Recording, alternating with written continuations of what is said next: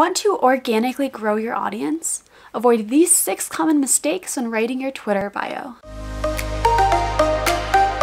Hey friends, welcome to my channel. If you're new here, my name is April Lynn. I'm a recovering banker turned founder. On this channel, we explore the trials and tribulations, successes, and strategies to growing your online business and growing your audience. As you know, building a Twitter presence is an effective strategy in growing your own audience. One of the most important components of a Twitter profile is your bio. When someone new clicks on your profile, they'll often read your bio first when determining whether or not to follow you. If you're not converting profile clicks to follows, there might be something wrong with your bio. With that being said, here are the 6 most common Twitter bio mistakes I often see and how to fix them.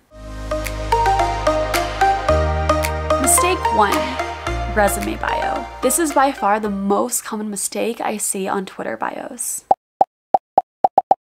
Twitter isn't LinkedIn. You don't want your bio to be a mini resume. And unless you're already a pretty well-known figure, it's not very likely that someone's going to follow you just because of where you've worked before or where you're currently working. The primary question someone will ask themselves when determining whether or not to follow you is, will this person bring value to my feed?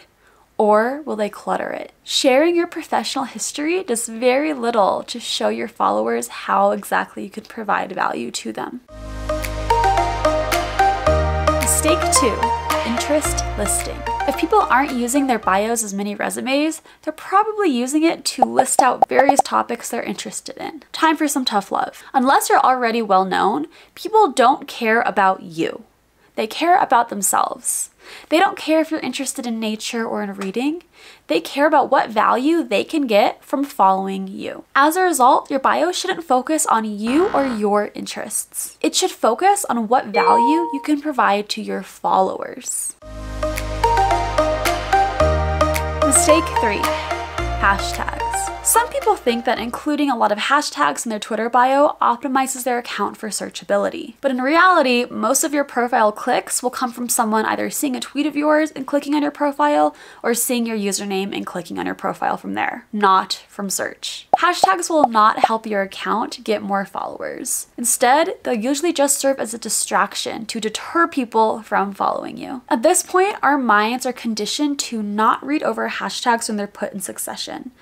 Our minds just see the slew of blue and skip right over them. Your bio space is way too valuable to have characters that people just skip over and won't read. The appearance of many hashtags in succession also isn't very visually appealing. In general, you want to avoid the use of hashtags in your bio. Mistake 4. Emojis. Emojis can be effective in bios when they're used sparingly, as an accent or as a little boost of color to break up the monotony of the words. But when multiple emojis are used in succession, it can give off a scammy or childish impression. Again, people will use your bio as a proxy for the type of content you will provide them. If your bio is full of emojis, they'll assume that your content is also full of emojis. You can use emojis as an accent or an emphasis, but don't make them the main event. Mistake 5. Self-promotion. In general, especially when you're just starting out, don't use your bio to plug your podcast, paid product, etc. Once you grow larger and already have an established audience, you may choose to optimize your bio for sales instead of growth. But if your goal is to build your audience, your bio should focus on the value that you can provide to your followers. Remember, your Twitter content should be at least 90% give and 10% ask. And there's nothing to drive away a new follower like asking for something before you've actually given them any value first.